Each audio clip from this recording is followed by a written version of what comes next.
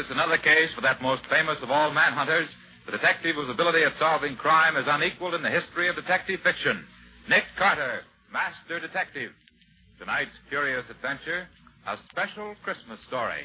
Nick Carter's Christmas Adventure, or the mystery of the reluctant contributor.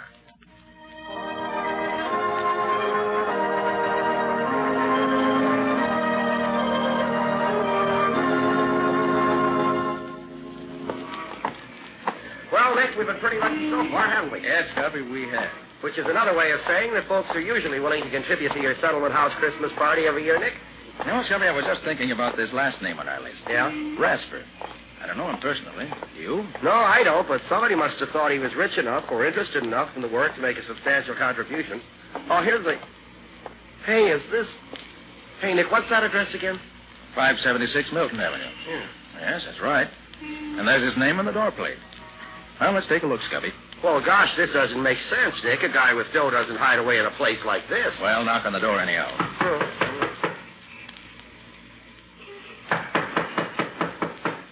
Doesn't seem to be anybody here, Nick. No, hold it, Scubby. I hear someone coming. Who is it? I'm Nicholas Carter. May I speak to Mr. Rasper, please? Nick Carter, eh? Yes, yes. And this is my assistant, Scubby Wilson. How do you do? You, Mr. Rasper? Yes. Well, come in. It's cold out there. You're letting all the heat out. Oh, beg your pardon. Come on, Scubby. Yeah, I'm in, Nick. I'm in. Now, what was it you wanted? Oh, Mr. Rasper, I've come to see if you would care to make a contribution to my Christmas party fund. I never make contributions. Oh, but you didn't let Nick finish, sir. The fund provides food and extra clothing for the needy and deserving The children. charity department's still working, isn't it? Well, of course, Mr. Rasper, but my object is to provide an inspiration for the young people who are underprivileged. People who haven't got any money are always trying to get it from those who have.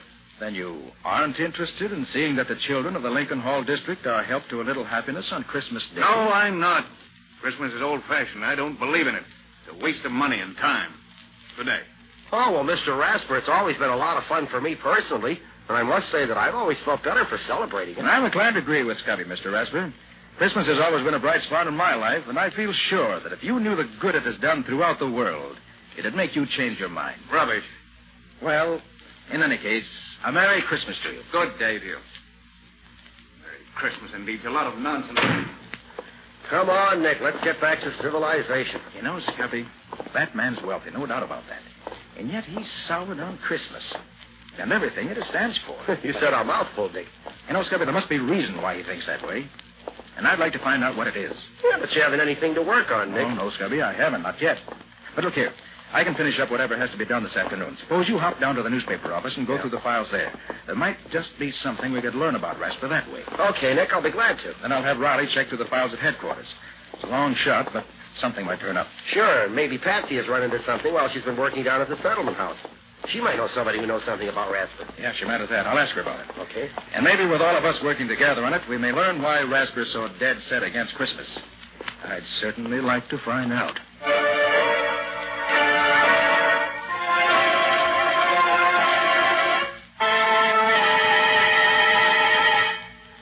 Hello, is that you, Nick? Riley talking. I've been through my files here, and I can't find anything charged against a man named Ben Rasper. Oh, he was licensed to do business with a man named Howard Lowe, but Lowe died some years ago. Otherwise, Rasper is just a successful businessman. Yeah, that's right. I'll tell you what, though, Nick. There's an old fellow named Fred Anderson who used to be on the force who knows Rasper. Sure. You can find him at Lincoln Hall, where you're giving the party. Oh, he's the watchman there now. Okay, Nick, that's all right. See you tomorrow.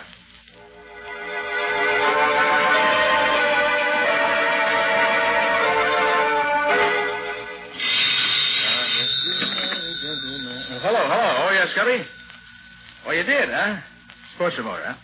Well. What was that name again? Chris Baum. Why, yes, I recall. Oh, no, I'll be there in about an hour, so I want to call Patsy first. Right. And thanks, Scubby. Goodbye. Jingle bells, jingle all the way. Oh, what fun it is to ride in a horse-open sleigh. Jingle bells, jingle all the way. Oh, what... Hey, Patsy.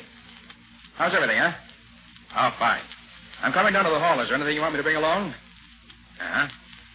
Why, sure, I can do that. But will that be enough, though? Okay. Yeah, Scubby just called. Oh, he found out something about Rasper. What? You did, too? How old is he? Name's Jimmy, huh? And he's coming to our party? Oh, fine, Patsy. Okay, I'll see you in a little while. Bye.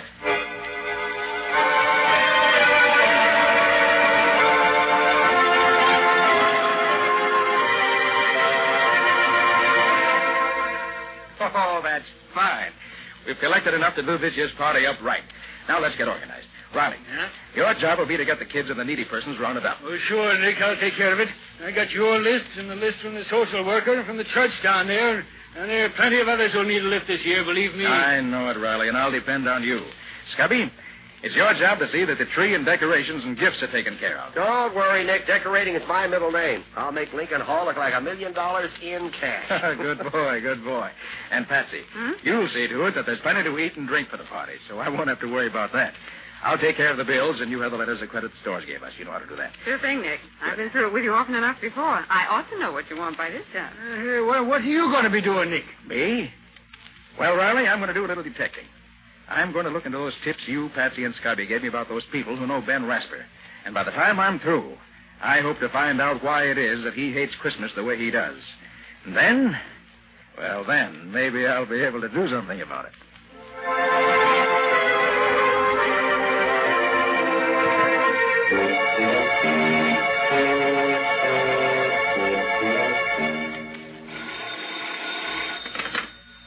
Hello?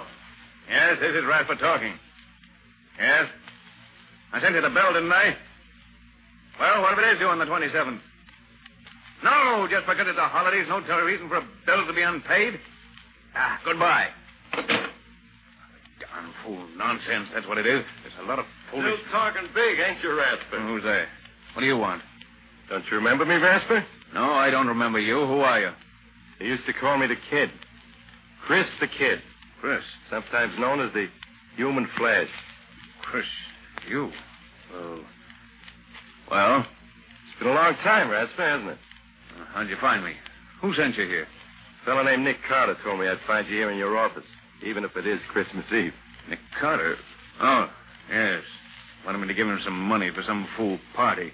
Oh, for the party at Lincoln Hall, I guess. He's never asked me for anything. Just gave me what I needed, when I needed it. Yeah. So he hired you to come here and take up my time to get... No, he didn't send me here. Just said I'd find you here, that's all. I came here on my own accord, just to wish you a Merry Christmas. Thought you'd say that. Well, I don't mind, because it's on account of Nick Carter that I can stand on my own feet again. Not on account of you. What's that? You mind if I sit down? It was on Christmas Eve that we won our first fight, wasn't it? Fight? Oh, yeah, a long time ago. Yeah, it was a long time ago. I can remember the noise of the crowd, the glare of the lights, and the smoke curling around, and the brightness over the ring, and you leaning over me with that wet towel. You got him going, Chris. Another one like that last round, and you'll have him in the ropes for the count. How do you feel now, kid? Come on, Kitty Rasper. Just let me at him. I don't have to wait anymore. It's my meat right now. You take your orders from me, kid. I'm the brains here. When you get the signal from me, you give it to him. Okay, Rasper. You're the boss.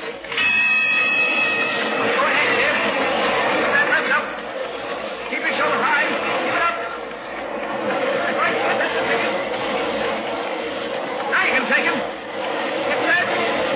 Take him, Chris. Now. There were a lot of those little affairs after that, Rasper. And I always did what I was told, huh? Yes. You're a good fighter, Chris. Good fighter. I made a lot of money for us in those fights, Rasper. Well, a lot of money. The old days, Chris.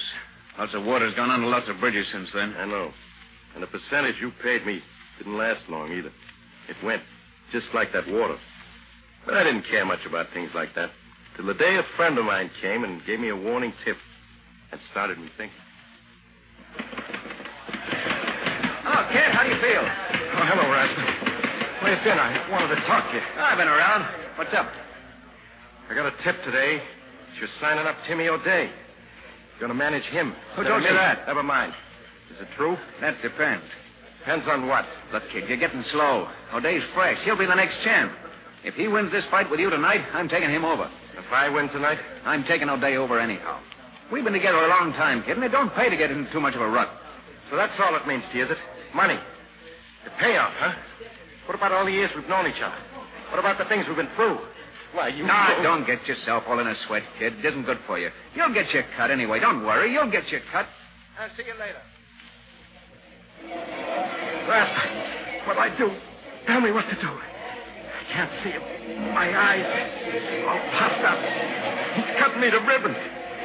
Tell me what to do, Rasper. Don't bother me, kid. Use your own judgment. You're on your own, as of now.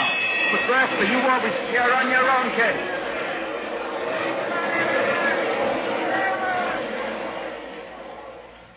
I can still see it sitting there in the ring corner, laughing at me. But that was the last thing I saw for a long time. O'Day saw to that.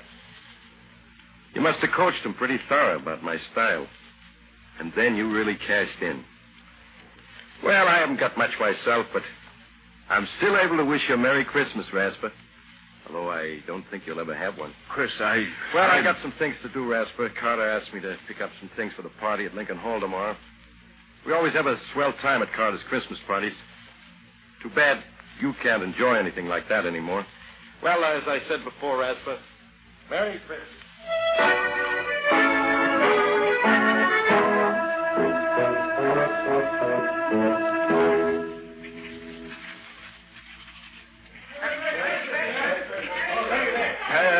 How can a man work with his mind whirling like a merry-go-round?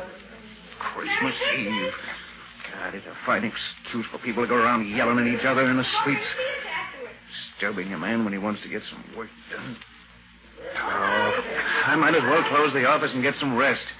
Would have been home by now if the kid, Chris, hadn't taken up so much time. What Chris does for a living now. Wonder if... that's none of my concern. Get home and get some sleep. That's what I need. Who's that? I'm closing up. Come back tomorrow morning. Oh, I'm glad I got here before you left, Ben. Who is it? It's Nina, Ben. Oh, Nina. I only stopped by to speak to you for a moment. It's getting quite late, and Well, sit down for a moment, Nina. Oh, thank you. Here, let me get your chair. I suppose it's rather bold of me to come after all this time, but Why, no, Nina, no. I'm glad you did. Is there something you want? Oh, no. No, there's nothing you can do for me, Ben. Jimmy and I are doing very nicely. I just wanted to wish you a Merry Christmas. I was in the neighborhood doing some shopping for the party that Mr. Carter's giving at Lincoln Hall tomorrow, and How is he, Nina? Jimmy, I mean. Oh, he's fine, Ben. He's full of life and interested in everything. He has a good head on his shoulders, and he's very handsome, too. Oh, that's fine. Just fine. You're looking a little tired, Ben. Are you feeling well? Oh, yes, of course. I've been working hard, that's all. I don't spend much time at home. Not much reason to. That's the way you wanted it, Ben. Don't you remember? Nina, where are you? Oh, Jimmy, there's Daddy. Now, wait here for Mommy like a good boy, won't you? I'm coming, Ben. I've been keeping your dinner warm for you. I hope you'll... What's the matter, Ben? You look as if... That's nothing, Nina, nothing. I'm in a hurry, that's all. Well, you're always in a hurry, aren't you? Never have time for... Where's my dinner? Sit down, Ben. I'll have it for you right away. This plate is hot now. Be careful that you don't burn yourself. I won't. Salt, please. Here you are, dear. Ben, when you've finished, won't you take time enough out of your business to help me get the tree decorated? I know Jimmy's too young to know much about it, but I'd love to have his Christmas all ready for him in the morning. Look, I'll put him to sleep right away, and then we can start. See, I have some holly and mistletoe for the fireplace, and some ribbon I won't and have paper time on for that, Nina. But, Ben, it's Christmas Eve. Surely you I have to get back to the office. I'm putting on a championship match for O'Day in January, and the things have gone haywire. Something that can't wait till tomorrow. I have to get it organized right away, that's all. Ben, this is Christmas Eve. Tomorrow will be Jimmy's first Christmas. Doesn't that mean anything to you? You and Jimmy celebrate Christmas any way you want to, Nina. I've something more important to do. Business is more important than sentiment. You certainly can see that. Yes, Ben. I can see that. I've been seeing it more and more during the last few years. I thought that when Jimmy came, maybe you were... No, I was wrong, wasn't I, Ben? You'd even let your love for business break up our home. Break up our... Oh, don't be melodramatic, Nina. I'm not being melodramatic, Ben. I'm trying to be very calm and quiet about it. I've had a lot of time to think when I've sat alone here night after night. And those days on end when you've been away, attending to your business. And what has come out of all this thinking you've done? Just this, Ben. I'm not going on any longer. Either you belong to your family, or your family will get along without you. I have to rush, Nina. Good night. Not good night, Ben. It's goodbye. Jimmy and I are leaving tonight.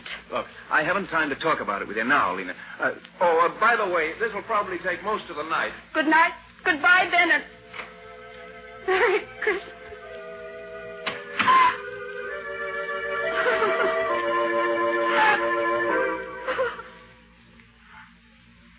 I never had much of a chance to make it up to you, Nina. You've had all the chance you wanted, Ben. But, Nina, I just dropped by to say hello and to give you a wish for happiness during the holidays. It's hard not to share with you the joy I have with Jimmy. I wish you could see his eyes dance at Mr. Carter's Christmas parties. Unfortunately, on what little I make, we can't very well afford to have our Christmas at home, but somehow we don't miss it. Everybody has such a grand time at Mr. Carter's party, and Jimmy does enjoy every minute that he's there. Goodness, I'll have to be on my way. Jimmy's waiting for me, and I have to make one more stop for Mr. Carter. Good night, Ben, and Merry Christmas.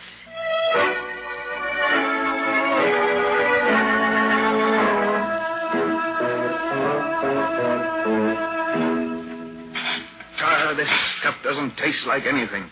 Nothing at all. I can't understand what's got into me. It's good food, fixed the same as it always is. It just doesn't taste right, that's all. What's that? Someone at the door this time of the night? I'm coming.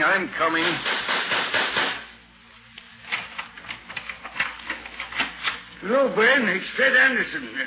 Glad I found you at home. I'm always at home this time of night. Yes, I suppose you are, Ben. Can I come in? Of course. I brought your package, Ben. Nick Carter sent me around with it. Said you'd probably be here alone tomorrow, and he'd like you to have it. Carter? What's Carter sending me? You might open it and see, Ben. I'm no mind reader. There's any reason why Carter would want to... Bottle of port wine. Let's see the card. Merry Christmas from Nick Carter. What's the idea? You know anything about this, Fred? No, but Nick Carter's a funny duck. Does lots of things people don't expect him to. Why, I don't even know the man. Only saw him once, and then... You want a glass of this wine, Fred? Don't mind if I do, Ben. Seeing it's Christmas Eve, I don't mind at all. There's some glasses here somewhere. Say, how do you open this thing? Here, I'll do it for you, Ben. That does it. Now, go ahead, you open it. Yes? Oh, yes, all right. Well, there, ain't you drinking with me, Ben? Huh? Oh. Yes, I will. That's a ticket. Well, here's Merry Christmas for you, Ben. Yes, Merry Christmas. Well, what have you been keeping yourself, Fred? Oh, I've been sort of working around Lincoln Hall since I was retired from the force. I see. You know, while I was coming here tonight, I was thinking about those old days when I walked a beat. Funny, most folks call them the good old days, but I don't. You did all right in those times, didn't you? Oh, sure, I got along. I was just thinking about the different attitudes folks have nowadays toward being given a hand. They appreciate it more, it seems to me. Charity's still charity, Fred. That hasn't changed. Guess it's all in the point of view, Ben. I guess you haven't changed with the times. That night I met you near the bridge. I was sure you were going to see that you were headed in the wrong direction and wake up in time. Remember that night, Ben? It was Christmas Eve. You'd just come from the arena. They'd handed you your walking papers because you'd let them down. Merry Christmas, officer. Oh, Merry Christmas to you, sir. Well, what you doing out on a night like this, Ben? I thought you'd be up at the arena getting the New Year's fights lined up. What? Oh, it's you, Anderson. No, I'm not at the arena anymore. That's so. What happened? They decided tonight they'd rather have Davis take over my job. Fine Christmas present that is. Well, that's tough news, Ben. What you going to do now? I don't know. I can't seem to think straight. Oh, that's a crazy way for a man like you to talk. On a Christmas Eve, too? Christmas Eve. That's never been anything but a jinx to me. First I get stuck with that no-good fighter all day. Then Nina leaves me and takes my son with her. And now Irina throws me out. Well, maybe you better stop and find out what it is you're doing wrong, Ben. Maybe you're the one that's to blame, not Christmas Eve. They all take advantage of me. I made all the money I could for them, but I'm not going to do it anymore. Take it easy, Ben. Take it easy. You better go home and think it over. I have thought it over, Fred, and I know what the answer is. I'm going to make money for myself and nobody else. I'll show these people. I'll make so much money they'll come crawling to me on their knees. I won't have to ask for anybody's sympathy. You don't pay to think like that, Ben. You'll regret it. Now, look. I know that Bill Boynton, who runs the shoe store down on Elm Street, is looking for a man to buy in with him. Why don't Me you... work in a shoe store? Not in your life, Fred. I'm going after the big money. Big money. That's the only thing people understand, and I'm going to get it. Well, now you got it, Ben. You're one of the richest men in town. And what's it got you? Why, I don't know. Ben, it's too bad you don't get around and see what nice people there are in the world. People like this Carter fella, for instance. Does a man good to know people like him. Makes you feel there really is a Santa Claus, to see him bring the smiles to the kids' faces at those parties he gives down at Lincoln Hall. Well, I'll be getting back there now, Ben. I've got a big day tomorrow. I'm not as young as I used to be. Well, Merry Christmas to you, Ben. I'll tell Nina I saw you. She'll be at the party tomorrow with young Jimmy. Good night, Ben.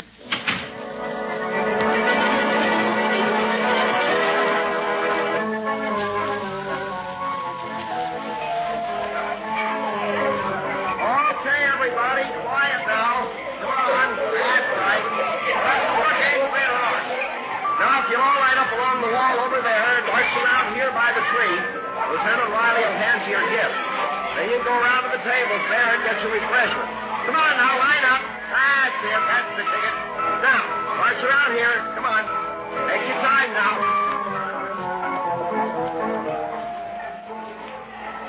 Well, Patsy, how's it going? Oh, Nick, it's wonderful. We're having a grand time. Oh, that's fine, Patsy. Hey, Patsy, look. Over there by the door. What do you see? Where, Nick? Oh, well, who's that? That, Patsy, is Ben Rasper. Oh, I hope he's come to join the party. Oh, for heaven's sake, so that's the man I've heard so much about. Well, he looks scared to death, Nick. Look, Patsy, will you go over and make him welcome? Oh, of course, Nick. Good. Hello there. Merry Christmas. I'm Patsy Bowen. Won't you join us? How do you do? I hope I'm not... Do you mind if I just watch? Oh, of course not. Come right in. I wanted to thank Mr. Carter for the gift he sent, and I... Nick's right over there near the tree. Come along. Children seem to be enjoying themselves, don't they? They certainly do. There's Lieutenant Riley handing out the gifts there. And Scotty Wilson with him, standing next to this girl. Yes, I met Mr. Wilson. Little Lieutenant Riley, he's having as much fun as the children. So I see. Oh, there's a nice-looking boy there, Miss... what's his name? Where? That one over there. Oh, that's Jimmy. He's a nice boy. His mother was a big help to me in getting the refreshments ready. There she is over there on the far side of the hall with the table, see? Oh, yes. Her son. Yes. Yes, Nick? I see. Oh, Nick, we have a new guest. Oh, hello there, Mr. Rasper. Merry Christmas. I'm glad you could join us. Thank you, Mr. Carter. I came to express my appreciation for the gift you sent me.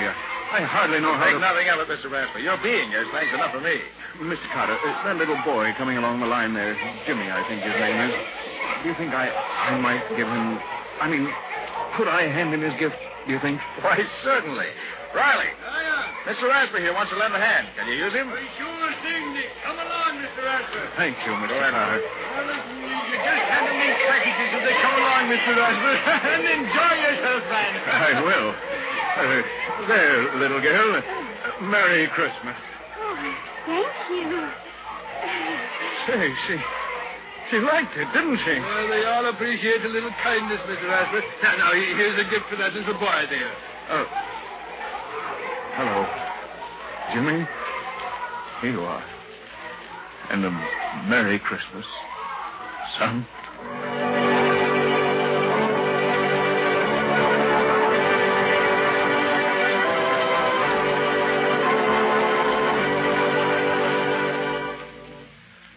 Oh, well, that was the day for you. Gosh, I haven't had so much fun since last year. You played those games harder than any two kids in the bunch, Scubby. Yeah, and lost practically every time. No kidding. Well, you really have to be in condition to keep up with these kids. Boy, they're wonders. Hey, where do they get all that energy? That will be one of the world's great mysteries forever, Scubby. Nick, what are you thinking so hard about? Oh, I was just thinking of the way Mr. Rasper took to the party. Oh? Hey, don't you mean the way the party took to Mr. Rasper, Nick? Yeah, I never saw a man open up the way he did. Why, it was wonderful. The children just flocked around him. And that's one of the greatest jobs that Nick Carter ever did. What do you mean, Riley?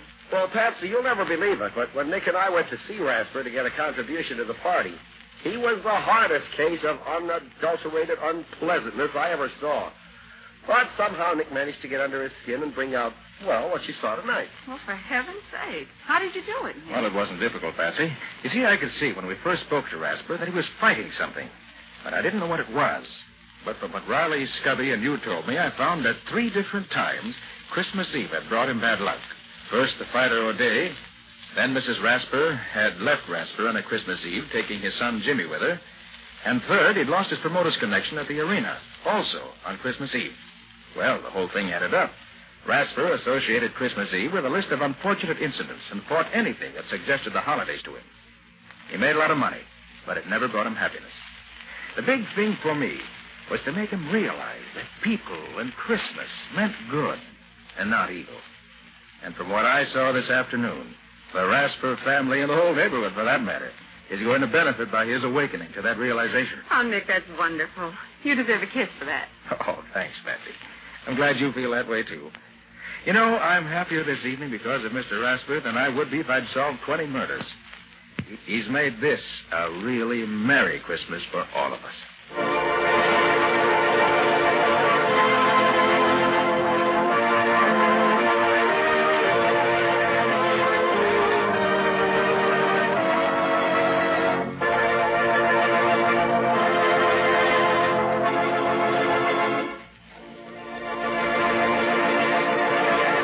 This has been another of the strange adventures of Nick Carter, Master Detective, which are brought to you regularly at this time by WOR Mutual.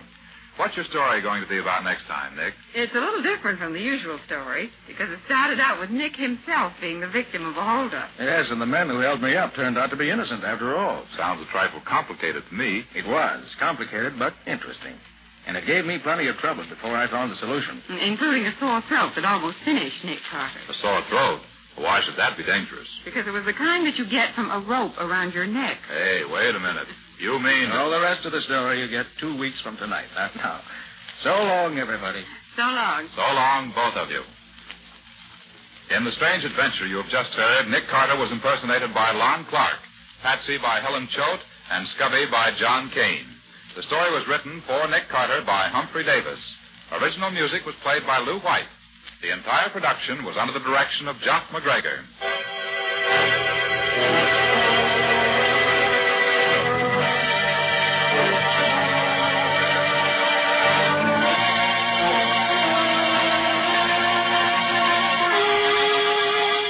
Two weeks from tonight, at the same time, listen to another curious experience of Nick Carter entitled The Double Disguise, or Nick Carter and the Mystery of the Kidnapped Heiress.